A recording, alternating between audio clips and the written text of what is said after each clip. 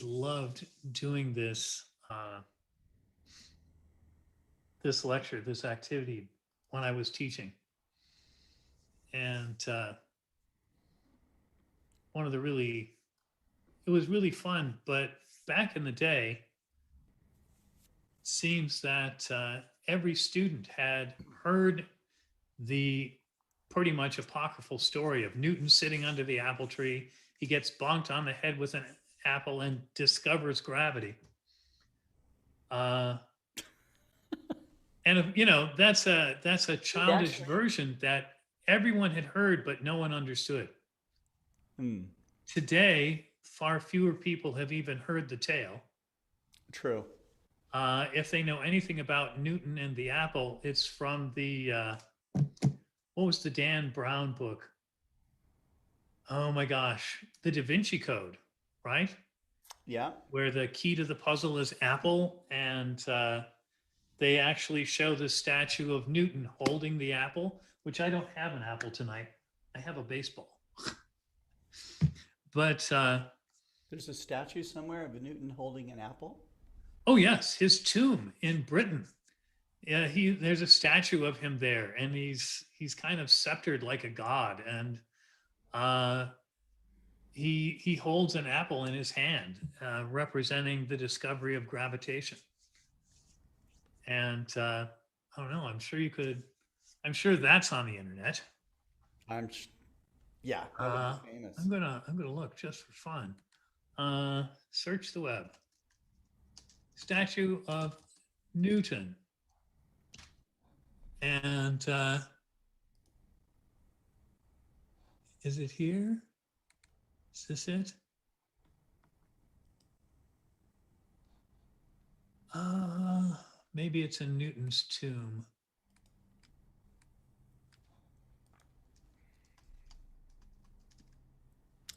We got a lot of people signing on already. Yeah, here we go. Um, Here we go. hmm?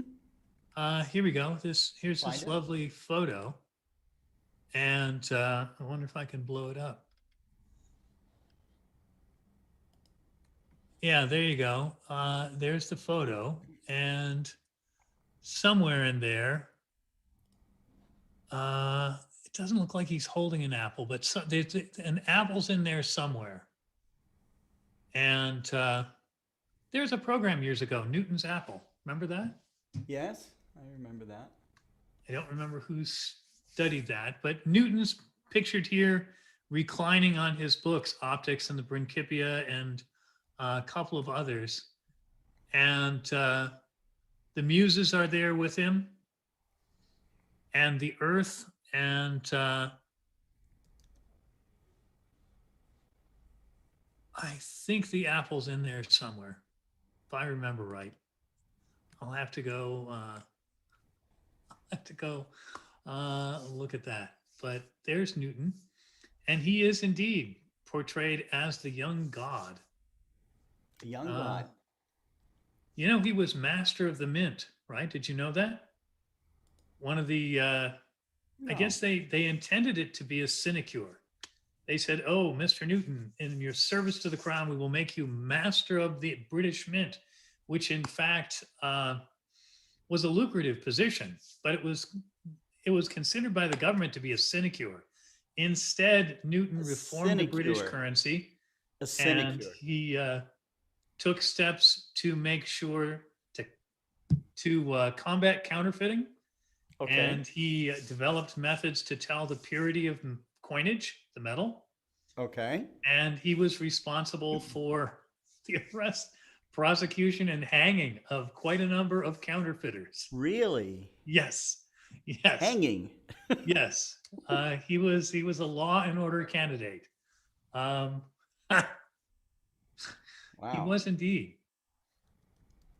And he's not known to have been a pleasant and friendly, affable fellow like Feynman No. or Yeah. Hawking, who joke with Yeah. people and talk. Um, Well, it took and Edmund Halley to kind of bring him out of his shell to begin with, yes, Edmund right? Halley brought him out of his shell. He was very concerned that somebody would steal his work. Yeah. And the other thing, of course, his if I see farther than others, it is because I stand on the shoulders of giants. Yeah. There's a line of thought which basically says that this was basically a dig at Robert Hooke, who was in fact a very short man and sensitive about his height, Oh, and a great rival of Newton. I see. Yeah, it was kind of And dog eat dog science world back then, huh? very much so, Yeah. very much so. And Yeah, Newton's one of those it's probably lovely even more Titanic dog eat dog. It's controversial probably figures. more like burn you at the stake kind of science world Yeah, before that. yeah. It wasn't. You had to be right, and even if you were, it was no guarantee. Ask Galileo.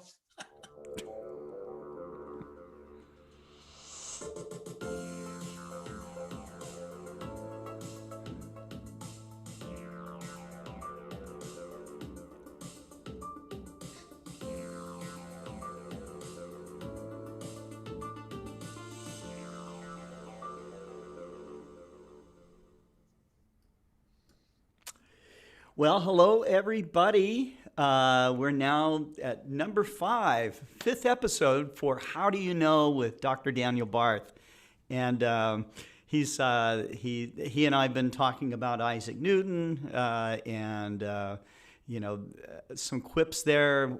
You mentioned that Isaac Newton was head of the British Right. Mint, He was the master of the mint. master of the Mint. Right. And that he actually he for guys that were counterfeiters, they Oh yes, he was a Law and Order fellow. And Newton's history is very interesting. The work he did was so profound, and people don't realize it now. The British lionized him, but the French were actually angry with the British because they didn't declare Newton essentially a living god or a prophet. There was a whole movement in France that Newton should be declared some kind of divine being, personage. huh? And of course, Newton wouldn't have been happy with that. And the British weren't about to do that. Right. But one of the things that the crown did kind of to reward him for his tremendous success is they made him master of the mint, which was at that time, the people who awarded him this considered it a sinecure. Basically, here's this nice job title, collect your salary and go home. Yeah, like a and nice let the workaday cushy folks handle honor. it. And Newton said, no, thanks. Where's my office? And he basically reformed the British currency. He developed ways of testing the purity of metals. He found out there was a lot of counterfeiting in Britain at the time. And the English coinage was in danger, and he considered this a danger to the British state. And so he reformed the coinage. He developed things like milled edges to counter counterfeiting. And he was responsible for prosecution, arrests, and hangings of counterfeiters. Hangings. Yes, he was not a man to be meddled with. That's kind of left out of the history books a little bit. It is. There's a lovely book called Let Newton Be. And that's out there. And if you dig into the history of Newton and his biography, lots of interesting things. Born on Christmas Day, was premature. Well, that would make anybody angry, right? That would make anyone angry. His mother's maid, was sent to get the doctor and took her time because she figured the boy wouldn't live an hour. And he was described as being so small we could fit him in a quart pot. Wow. So a very premature child, and yet he lived to a robust old age. He was in his 80s when he finally passed away. Wow. And absolute, I thoroughly believe the greatest intellect the human race has ever birthed. And I'm sure you would get, who's the smartest person in the history of the world? You're going to get arguments. That's like, what's the top 10 rock and roll songs? You're going to get arguments. But the achievements of Newton are so profound. I campaigned for quite a while when new element 115 was discovered, and they were trying to think of a name. I said, it's time for Newtonium. I didn't win. Oh. I didn't have that much influence. I forget what they called it, but they were naming them Latin names like unun quadium for 114. And I'm like, Unpronounceable names. that's Yeah. ridiculous. It's time for Newtonium. But no, I we like don't that. I yet like have that Newtonium. Newtonium. Maybe someday. But we're going to take today and we're going to look at something which has kind of been boiled down into a children's story. And yet, when you dig a little deeper, it's one of the most profound intellectual leaps that's ever been taken by a human being in any field, in any time in human history. And the story I'm talking about, Scott, is the story of Newton and the apple. At one Yeah. time, this was known by every school child, not quite so much anymore, but the children's story as it's told, and I was chided on the internet's surprise. The story as it's told to children, Newton is sitting under an apple tree one day, looking at the moon in the morning sky, when an apple falls and bonks him on the head, and he looks up and says, aha, gravity. And that's kind of that 30-second parable that's told. You've heard that story in school. Yeah. Sure, Yes. many of our listeners have heard that. And nevertheless, you go ahead and you dig a little deeper. And how do we get from the apple to the moon? And this occurs, and this is a COVID story. This occurs during the year 1665, 66. Cambridge University, Newton's University, universities all across England were closed by order of the crown because the Black Plague was in town. And unlike COVID, which is very dangerous but kills very few, the Black Death mortality ranged from 30 to 80%, depending on sanitation and crowding and conditions. And in the cities, it was absolutely devastating. So all the public institutions were closed and students went home. There was no Zoom. 1665, kids. There was no Zoom. There was no internet. And so Newton simply went home to the little village of Woolsthorpe, where he was born. And in that next year and a half, when school was closed, historians refer to this as Anno Mirabilis, the miracle year. In that 18 months, 20 months period, Newton develops the theory of gravitation. He invents calculus.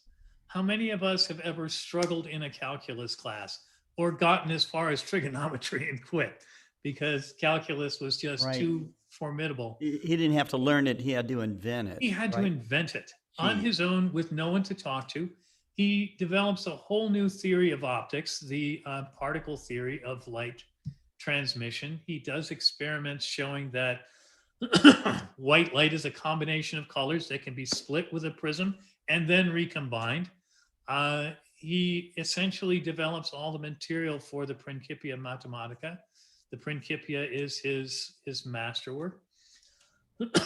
And in fact, there are people going back and still learning new things from the Principia 300 years later. There's indications. One fellow wrote an article recently saying that his research in hypersonic airflow was essentially the foundations were laid by Newton writing about the way water flowed around rocks in a stream.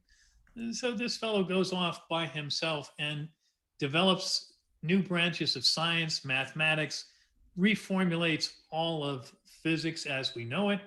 And he does it on his own in an 18-month period, and nobody makes a dent. Nobody makes a significant modification for over 300 years until Einstein comes along and reforms part of the way we calculate gravity. And Einsteinian gravity only comes into play when you have either really terrific speeds or really tremendous masses. Other than that, Newton works just fine for getting you to Mars. But if you want to fly between the stars, or if you want to see light passing by a massive star galaxy, then Einstein comes into play. But we're going to talk about Newton today. And so we're going to start with something really everyone's heard, but no one thinks about much. I have a T-ball with me today. I have actually, Scott, I have drawers of these. these lovely rubber tea Drawers? balls, because I use them for experiments and models of the solar system and all sorts of things. They're I cheap see. and they're readily available. And Yes. oh, you want to know what the Earth and the Moon look like? Here you go. A 1-inch marble and a 4-inch baseball, and that's basically the Earth and the Moon. So let's go ahead and talk about something everybody knows. What goes up must come down. So we talk about this, and I would usually go in my classroom and I say, okay, who can tell me what I'm doing? Well, you're throwing a baseball, and eventually somebody would say, oh, what goes up must come down. Well, in fact, Newton proved that wrong too, but we'll talk about that in a little bit. So we talk about what goes up, what goes down, and we start to think about, okay, what actually happens as something moves here? And part of the problem is it happens really quickly. Now, you can, and I've done this, you can go ahead and super glue like a 3-foot long piece of ribbon and have a student throw the baseball up very, very high as they can. And the ribbon helps you visualize the fact that as the ball goes up, it's not just going up and then stopping and coming down at a steady speed. It's actually changing speed the whole time. This is something that Aristotle had wrong. He believed that things moved as a constant speed up and a constant speed down. And Galileo was the one who actually showed that that doesn't work that way. And in fact, we're going to show today basically the way Galileo analyzed this. Galileo realized, and this is 50 some years, about half a century before Newton, he realized that if you put something on a ramp, it would still change speed, but not as fast. So essentially, Galileo used a ramp to get what amounted to lunar gravity on the surface of the Earth. So we're going to take a look at what goes up must come down. And I've invented a nifty little apparatus. Invented is perhaps a little bit strong. I took some cardboard and I kind of made intersecting slots so they would go together. And I glued them together and I used some construction paper and I made a ramp. And you'll notice that on one end of a ramp, there's a gap, and you'll see what that's for in a minute. So I'm going to put this down and I'm going to switch my camera. So I'm going to go over to the USB camera, and here we go. And I've got this lovely little ramp. And what I've got is I've got a marble, and I'm going to see if I can get this to work right. What we're going to watch is we're going to watch the marble roll up one side and down the other. And then this little gap is going to drop inside my little ramp here, and it's captured. It doesn't roll all over my floor, so I can get the marbles back again. It's not good to lose your marbles, Scott. I have Yeah, many times. So let's see if we Getting can them do all this. back is tough. Let's see if we can do this. We're going to take this and no, gotta get a little faster than that. There we go. Try it one more time. Okay. Watch the marble as it goes up, and then it goes down. What we see, in fact, is that as the marble goes up, it's slowing down. Sure, of course. And as it goes down the hill, it's speeding up. Anybody who has ridden a bicycle over a hill or a skateboard or anything like that, even jogging, you realize this happens. Going up the hill is hard. Going down the hill is easy. If you're on the bicycle, you have to pedal, pedal, pedal, and then you coast and speed up down the hill. So This is a nice version of what goes up, what goes down. But it brings up to us the idea that, in fact, what goes up must come down, but we slow down as we travel vertically upwards, and then we speed up as we go back the other way. Let's try it again one more time. We'll see if we can get this to go. Slowing down and then speeding up. And I've captured all my marbles again. So we're seeing this lovely idea, and Newton was aware of the work of Galileo, and he's looking at this, and so he comes up with an idea, and we can go ahead and we can do some sketching today. And I'm going to adjust there we go. Going to adjust this, and I'm going to attempt some more sideways writing today. This is always fun. So we realize that if we take a little ball here, can we see that? There we can see. Yes. That. We take a ball here and we draw a path of a ball, say a baseball that someone would throw. And we realize that when the ball starts out here, we have a very large upward velocity. And if we track it, we find that the velocity decreases. And about here, the velocity upward is very small. Here, the upward velocity is 0. It's not moving. And if we go down the other way, we find the velocities are pointing the other way. And you can verify this.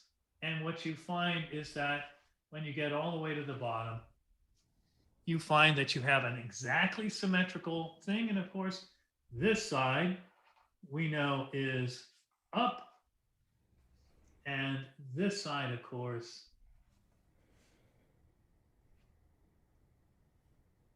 is down.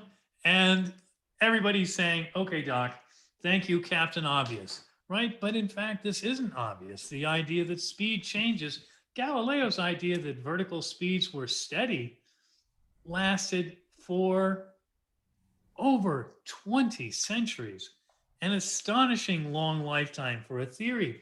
And if you think about it, it didn't take a lot to figure this out. What Galileo did, Galileo went ahead and had a ramp, and Galileo's ramp, and Galileo started with the ball at the top, and he had a water clock. Are you familiar with the idea of water clock, Scott? It's basically a drippy faucet. Yep. And Galileo had a pot with a little pipe coming out of it, and the water would drip, drip, drip, drip. And this was like a metronome. And he marked the position of the ball. Oh, well, in the first drip, it went here. In the second drip, it went here. And we see that, it increased a certain amount. Well, in the third drip, it increased by the same amount. And the fourth drip. And so we find that each time the speed is changing. And just like our ball falling down, we start with the velocities, and we realize that as we travel down the ramp, that the velocities get steadily larger. Galileo didn't formulate it this way, and he never quite got the mathematics of it. But Newton did, and Newton realized that with this, what goes up must come down. He realized that what's actually happening here? What's actually happening here? And I've drawn this drawing so we can see it. I've drawn this one before so it could be a little more accurate. And maybe it would work a little better if I switch back and hold this up so people can see it. The other camera's a little better. So what we have is this lovely little drawing. There you go. Trying to peek around it here. Maybe I'll spare people and not peek around it. But what it amounts to is as the skater goes over the hill and then back down again, what Newton realized is they were actually getting farther away from the center of the earth. So what Newton is realizing at this point is that to go from here up to the top of the hill, you're having, basically in modern physics terms, we have to use energy, and we do work against the force of gravity. Newton realizes the force of gravity is always pulling us towards the center of the earth. And if we're going to get farther away, that's real work. And so we have this situation where, we're actually doing this work to get farther away from the center of the earth. And when we fall back down, that energy comes back to us. Today, we say that what we're doing is moving upward, we're adding potential energy. If I take any object and I lift it up, I've added potential energy, and I can trade that potential energy for speed. And if I lift up a brick and I drop it on a walnut and the walnut is crushed, what I've done is I've changed kinetic energy into work done on the walnut. And so all this work energy idea is burbling away in Newton's head. But what he's really thinking about is, gee, when I take something and I drop it, in fact, what's happening is gravity, a force is acting on it, and a force is speeding it up all the way to the ground. Anybody who's done a parachute jump, God bless you, I won't do that. But anybody who has, you feel yourself accelerating. Anybody who's been in a roller coaster, gone down a hill on a bicycle or a skateboard, you feel that increase in speed. And of course, what's happening here? Well, we understand this pretty easily. And Newton came up with it. And Newton went ahead and he put it in what he called his second law. And so let's go ahead and jot that down. This is, see if I can do this. I'm getting better at this vertical writing stuff. This is the second law. And that one known to physics students everywhere. This is maybe not quite as famous as the E = mc squared, but it occurs a lot more often in regular everyday life. And what Newton said is when you have a mass like, there we go, a baseball, and we give it a push, then what happens is it speeds up, it changes its speed. And so this idea is working when we have that marble rolling down the hill. The marble rolling down the hill, what's pushing on it? Gravity's pushing on it. What's happening? It's speeding up. And if I think of a baseball and I drop it, the same thing's happening. We get gravity, force pushing on you, and you fall and you go faster. And so Newton is thinking about this. And of course, he's a very wide-ranging thinker. And so he says, well, if we have the moon up here and we have the Earth below, why isn't the moon falling? So big question mark. And I did that one backwards. Yay. That's a backwards question. But pretty good so far, Daniel. Really. That's fine. So the question is, why isn't it falling? Newton's answer was, it is falling. And Newton says, if the moon is traveling in a circular orbit, by the time it gets over here, Newton says, well, it has fallen. Matter of fact, if we go ahead and we look and we say, oh, how far has the moon fallen? There's the height. There's the amount the moon has fallen. And, oh, okay, well, that's an interesting idea. But where does that go? Well, Newton works out the mathematics of gravitation, looking at the acceleration. And he comes up with yet another brilliant idea. That brilliant idea, this one is called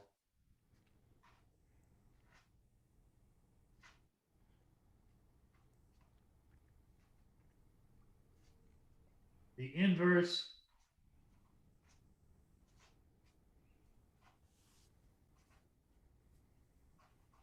square law.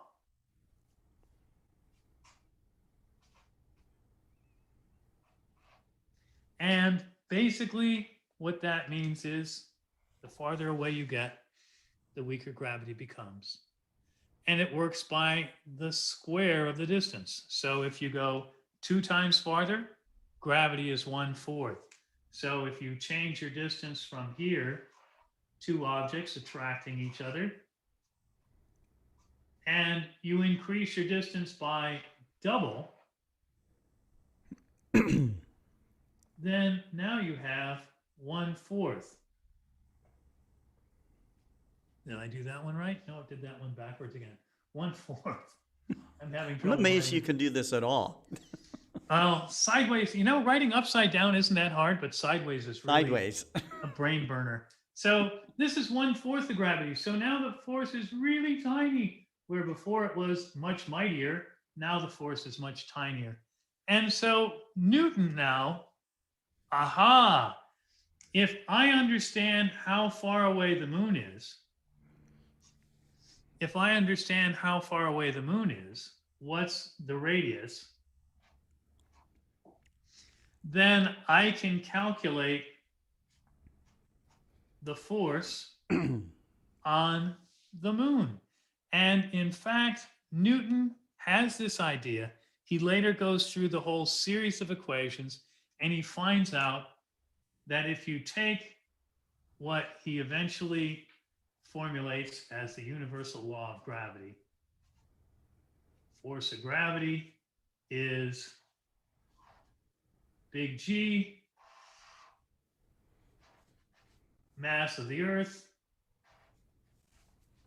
mass of anything else over the distance squared.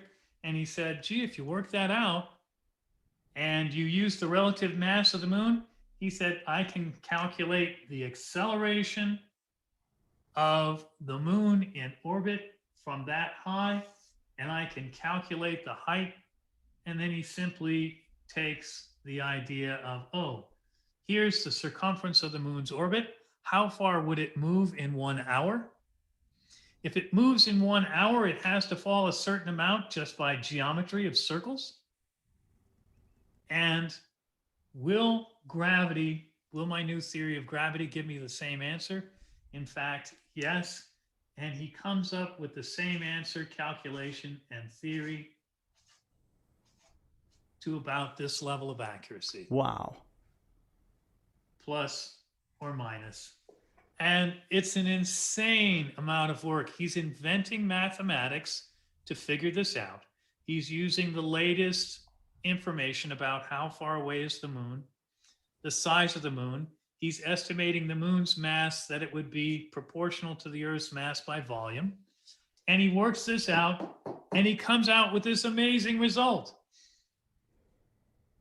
And so in the time it takes an apple to fall from a tree, Newton makes this series of intellectual leaps, like crossing a stream from one stone to the other.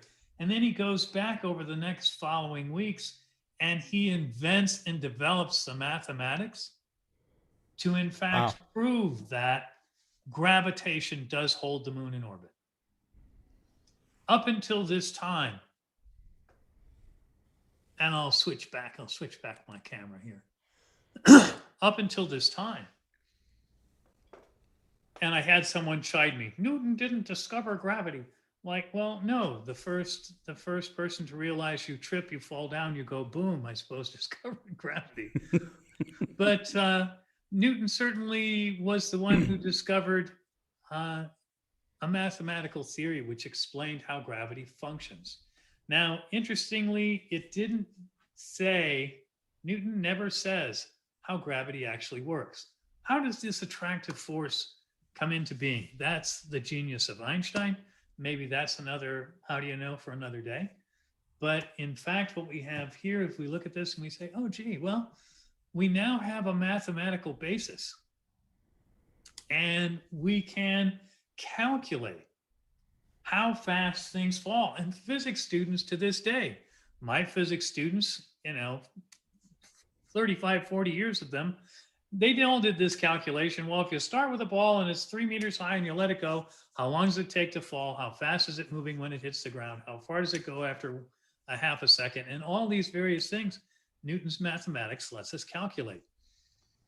But in fact, Newton was the first person to extend the idea of gravitation beyond the surface of the Earth. Copernicus had said the sun's in the center and the planets orbit around them. Galileo had proved that the center of the solar system was the sun. We did that with the phases of Venus.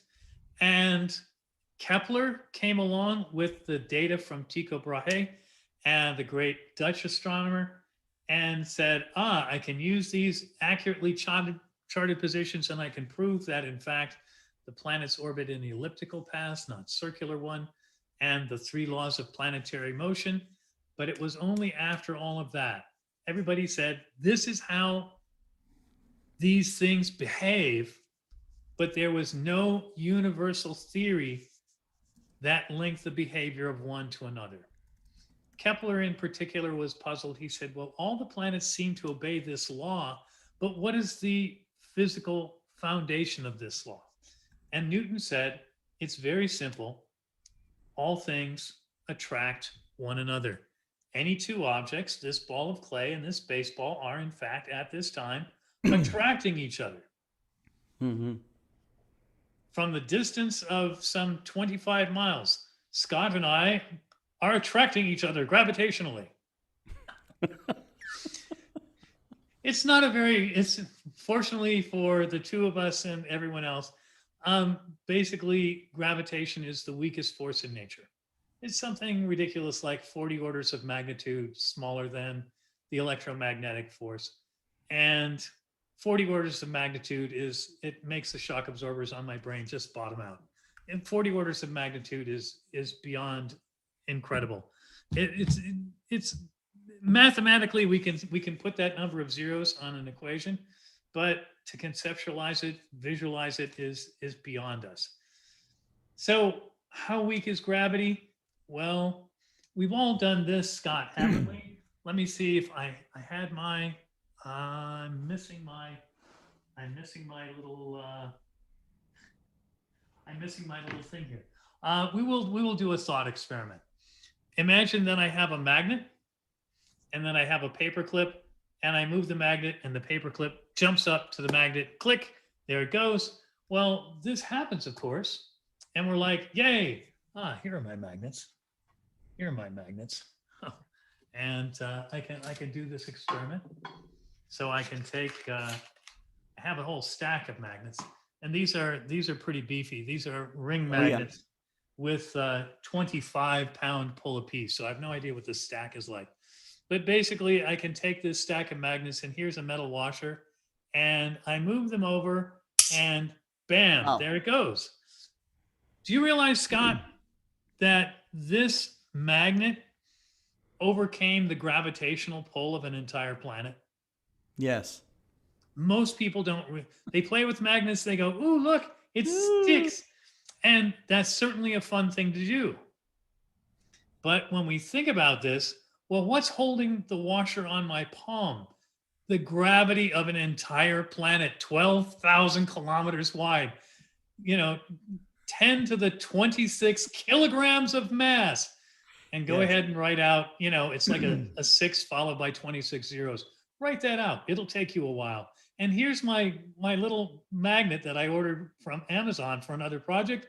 And bam, there it goes. And this magnet defies the gravitational power of an entire world. And you know what? This magnet would do the same thing on Jupiter. Because this magnet has something ridiculous like 10 kilograms of pull.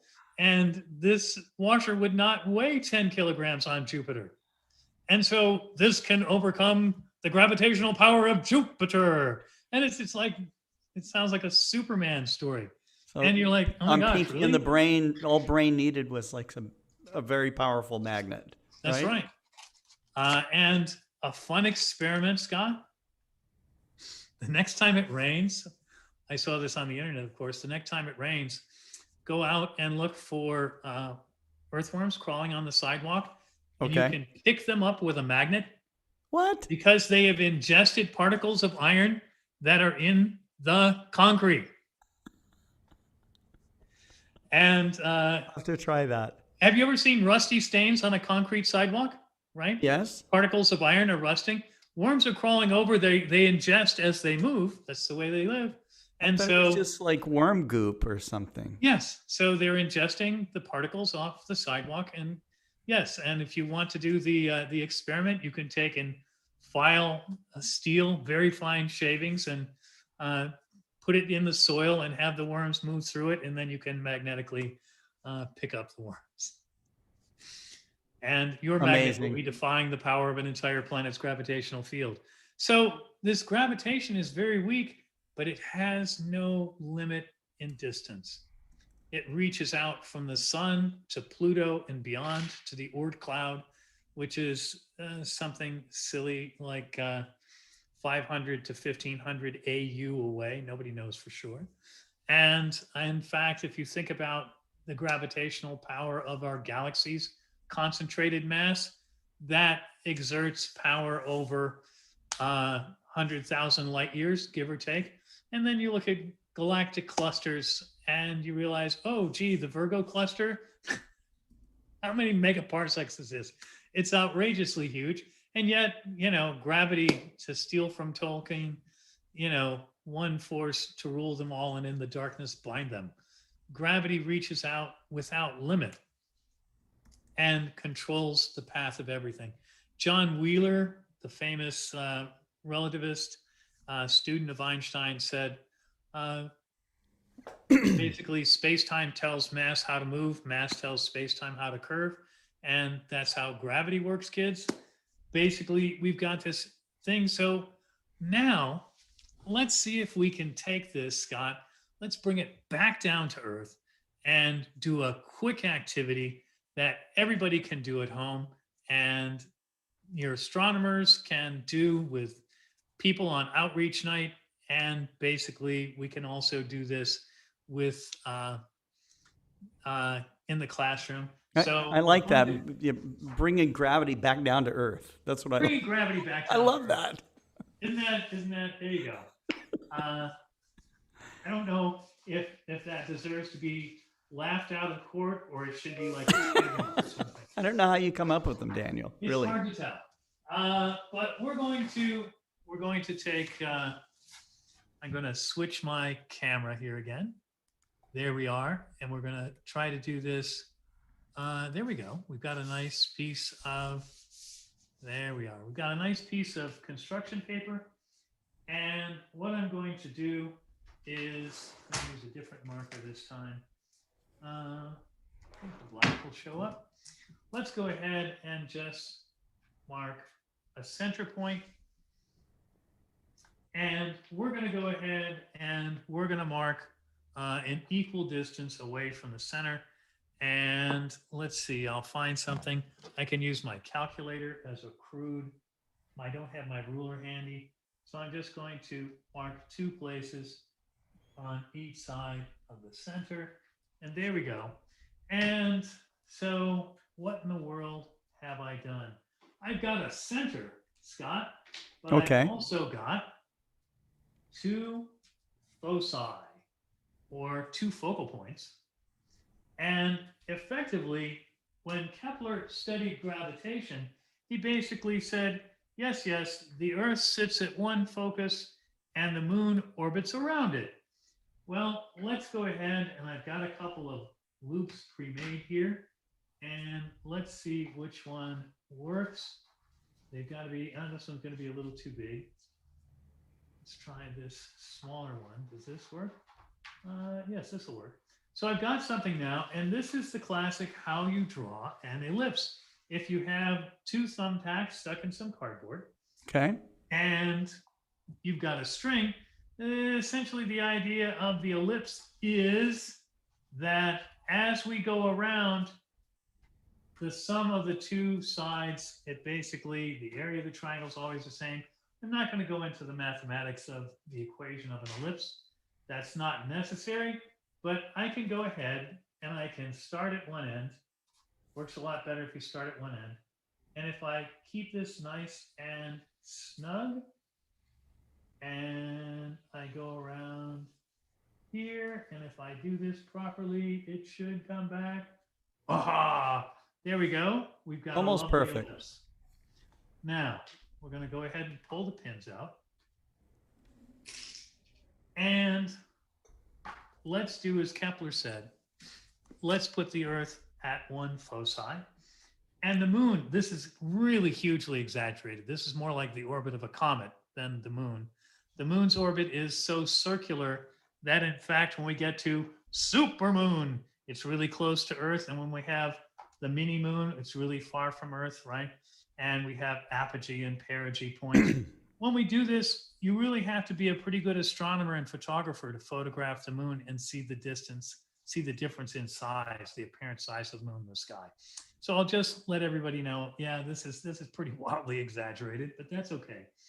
If we go ahead and take this, and I'm going to find a ruler now. Sorry.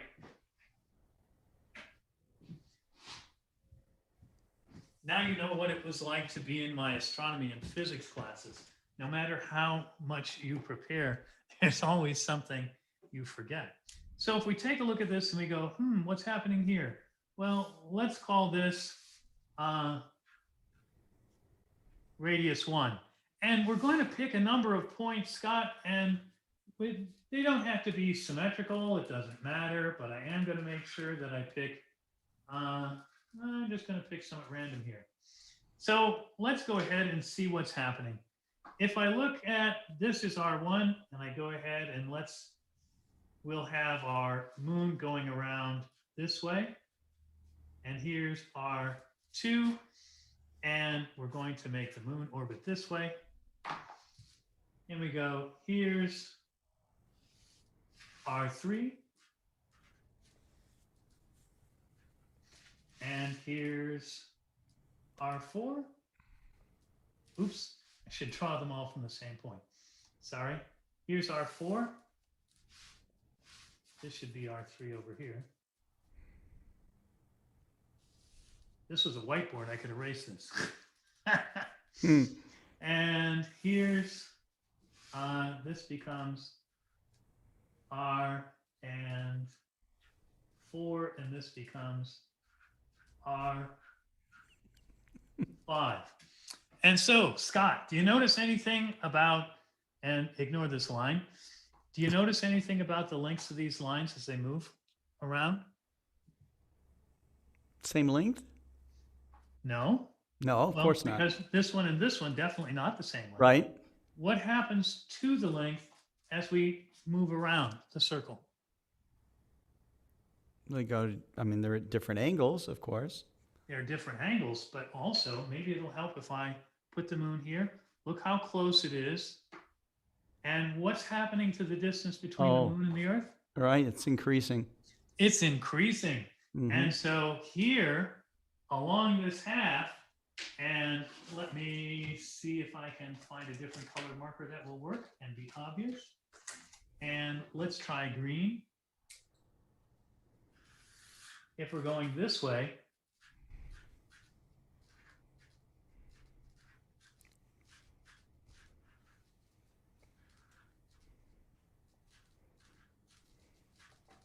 the whole time the moon is traveling on this half of the orbit, it's getting farther every minute.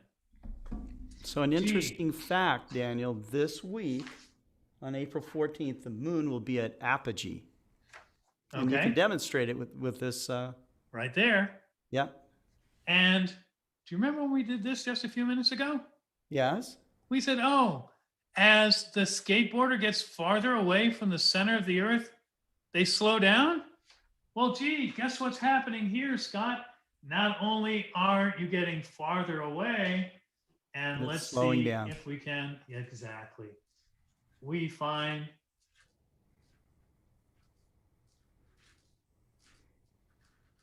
that the moon in orbit is actually moving slower.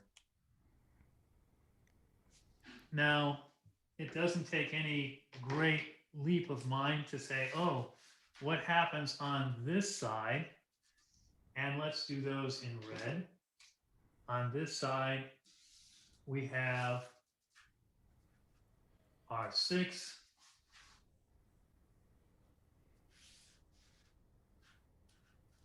R7, and now we can draw another one here. Let's make this one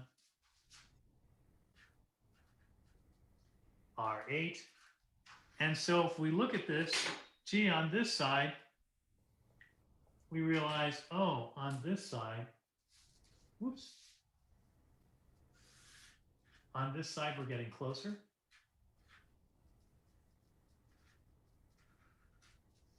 And just like our skateboarder on this side,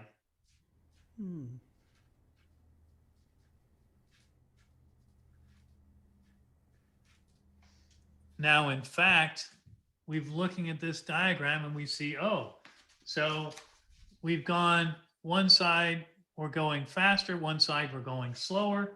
This is exactly the same as our skater or our cyclist going up a hill and then back down again. It's exactly the same as the little marble going over the hill that we demonstrated in the beginning.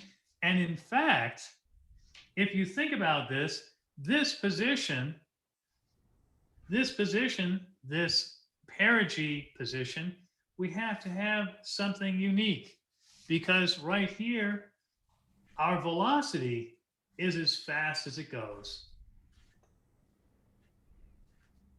And in fact, our force of gravity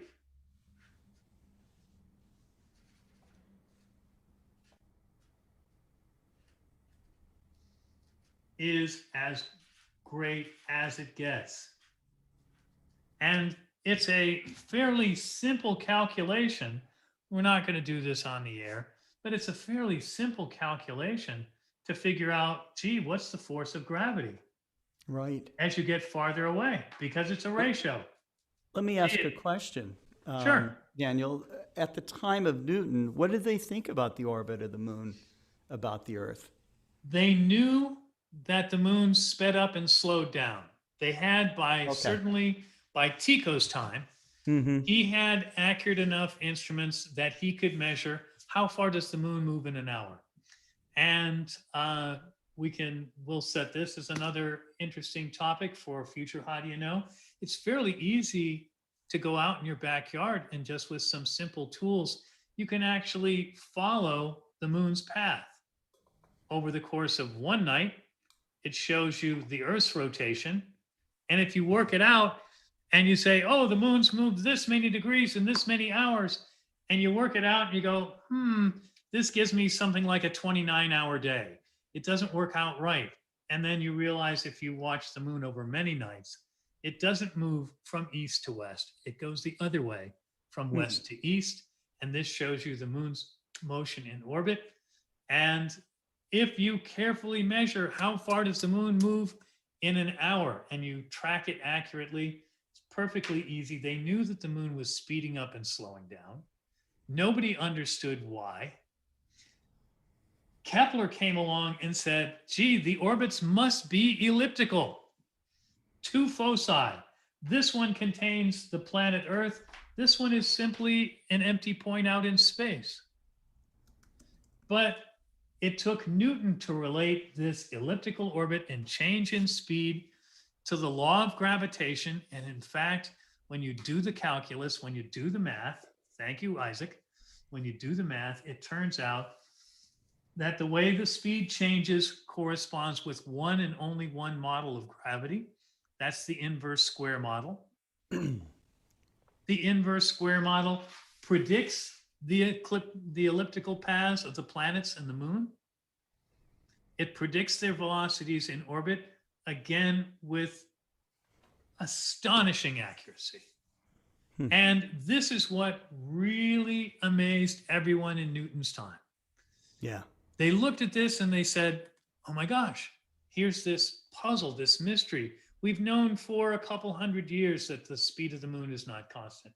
We've known for a couple hundred years that the apparent diameter of the moon changes regularly over the course of a month.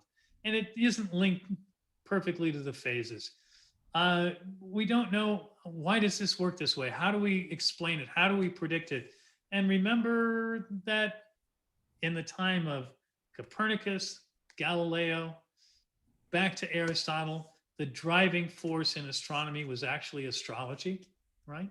Right. Predict the orbit of the planets because we think they're significant to our little lives. The position of Jupiter affects impending doom. What kind of a day I'm going to have? Yeah, right. You will meet a tall stranger with one red shoe, that sort of silliness, the newspaper horoscopes. Well, but the people in power who had the money and funded the research wanted horoscopes. And so this drove the fundamental science of researching orbits. And of course, if the planets have some influence on us, if the stars, the fault is not in our stars, but in ourselves, Horatio. If that's at all true, then what's controlling them? Are the gods simply bowling? Well, Newton said no. It's one force. It's generated by all objects everywhere. All objects are attracted. It's an inverse square. Once you assume inverse square, everything else falls out of the mathematics like, dumping Cheerios out of a box. It all falls out without any extra effort. There's none of the belabored ellipses and epicycles of Ptolemy trying to fix the Aristotelian system. There's no, if we juggle the math this way and juggle the math that way, we can kind of tweak it so it fits our observations. There's none of this Frankenstein mathematics. You just assume two things. Actually, there's a few more than that. You assume that all masses work as if they are point masses. Gravity works as if it emanates from a point at the center of a planet. Gravitation, all objects have a gravitational field. All objects attract each other. And the force is subject to the inverse square law. Once you assume this and you start looking at orbital motion, boom, the ellipses become a natural outcome. The accelerations and decelerations of the moon in orbit become a natural outcome. The change in apparent diameter of the moon at different times and how long it stays there become a natural outcome. All of these things kind of fall out of the theory. They just fall out naturally, and you don't have to belabor or tweak the theory or adjust it to make it fit and make it work. And when we look at this wonderful activity that, students can do this on their own in just 20 minutes? Right. Here we go. Everybody has some cardboard, some construction paper, and a marker, or a piece of chalk and some string and a couple of thumbtacks, and away you go. And it works just fine. I used to have my students work in groups. One student would hold two pencils down on the paper, the other one would trace the string. It worked fine. It worked great. It costs almost nothing. Right. And all of these ideas about what goes up must come down. And after we do all this stuff, and then we look at, how does the speed change? How does the force of gravity change? How does this make the ellipse natural? And then you go back, and after the students have worked through it all, then you explain to them that Newton figured it out in the time it takes an apple to fall from a tree. What we've just spent an hour with, Scott, this brilliant man conceptualized the entire thing like a lightning stroke. Wow. It took him months to both invent and then work out the mathematics to prove his brilliant idea was in fact correct. But this is often the way in science. People come up with genius ideas, and then the rest of their career is proving it. And Fleming and antibiotics, Salk and his polio vaccine, that we can vaccinate against viruses. Einstein and relativity, he had this masterstroke idea as a very young man in his late teens and early 20s. Mm-hmm. He spent the rest of his life working out the repercussions of gravitation and relativity theory. So this is often the way this thunderstroke of genius happens in the time it takes an apple to fall from a tree. And then we spend a very great amount of time and energy and money. As Melville says, let nothing I ever do be finished. This book, he's talking about Moby Dick, this is but the draft of a draft. Oh God, for time, cash, and patience to finish my work. And in fact, very much describes what Newton did. He spent the rest of his life. He basically spent this 18 months creating this masterpiece, the Principia, optics, all of it, and then spent the rest of his life defending it, proving it to others, disseminating it. Yeah. And he's lucky. He got to, in fact, in his own lifetime, be recognized for his genius. Copernicus certainly did not. Galileo did not. Galileo died under arrest. Copernicus hid his stuff. And again, probably an apocryphal story. We'll never know for sure.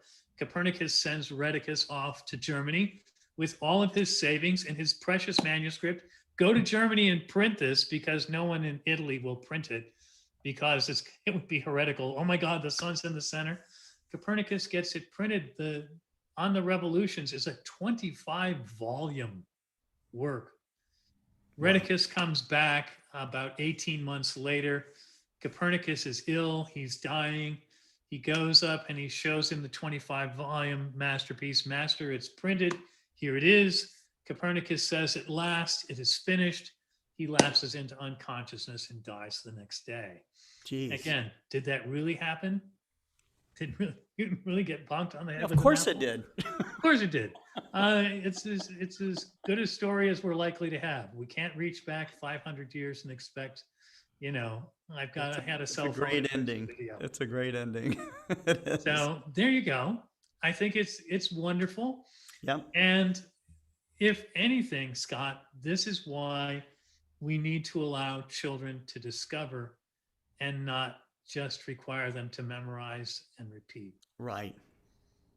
They need memorization to participate. and repeating is pretty boring. They need to participate in the thunderstroke of genius of right. Newton. They need to participate in this wow moment of discovery. Because when you draw that ellipse and then you go back and you show, aha, look at the skateboarder on the hill, this thunderstroke moment happens for the person you're demonstrating to, teaching. Again, it's a simple activity anyone can do at home. Please, folks, take a look up Astronomy for Educators, Daniel Barth, any search engine, you'll come up with it. There are links on the How Do You Know page at explorescientific.com for the book, for these activities. You're welcome to write to me at astronomyforeducators.com. And if you have time, if you download the book or if you get some materials from me, there's a survey there. It'd be a really big help. You'd help me a lot with my own research into science education and improving that if you take 5 minutes and fill that out. Next week, we're going to do some more fun things, and we're going to take a look at some of the work of Galileo. And if we have a heavy thing and a light thing, why do they both fall at the same speed and strike the ground at the same time? How do you know? We'll figure it out next week. Thanks, Scott. All right. Daniel, thank you very much. That was great. I think that you got the gears turning here with our audience pretty well, and they'll give you some fodder to kind of do some first-person knowledge, so of why all this works. That's right. And also, we'd like to throw it out there. If anyone from the audience would like to join us live here on How Do You Know, we'd love to have a guest or two from the audience, whether you're an astronomer, a teacher, a student, just someone who's interested and found the shows interesting. Give us an email at astronomyforeducators@gmail.com. We'd love to have you on as a guest so you can interact with us, ask questions, and try the activity for yourself at home.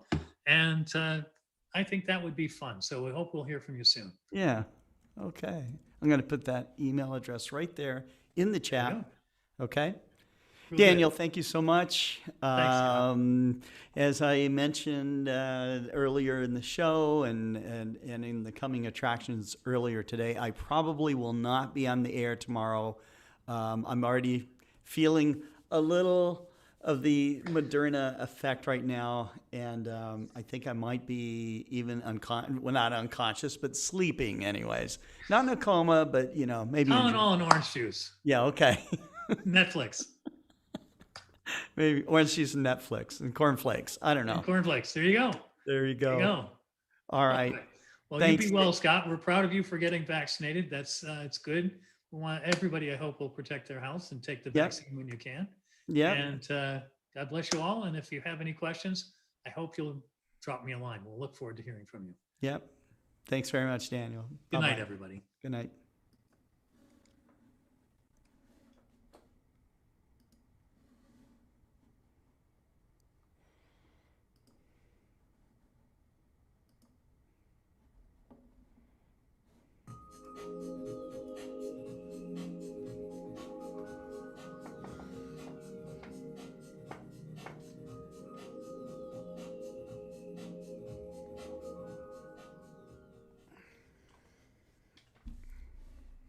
everybody. This is Scott Roberts from Explore Scientific. And today I'm going to talk about the world famous Galileo Telescope Kit. This is a kit that you assemble by yourself. You'll learn how optics work by assembling the objective lens and also the eyepiece. And there's two different eyepieces that are in this. A 25 power, 20 millimeter eyepiece, but it also comes with this very clever little device here that works both as a Barlow lens that will double the magnification of this eyepiece, making it 50 power, or it can be used also as a Galilean eyepiece, which gives 17 power to the telescope. This is what Galileo virtually saw through his own telescope. So you can have that same experience that Galileo had looking at the moon, looking at Saturn's rings, looking at Jupiter. It is a telescope that was designed for the International Year of Astronomy in 2009, and it's a fantastic kit, both for child and adult, to learn how a telescope works. And so if you get the telescope like this, you can either have it on a stand like this, you can hand hold it like a pirate's glass, or on the bottom here we have a threaded hole here that you can put it on a camera tripod. Very versatile, very rugged, and a lot of fun, all from Explore Scientific.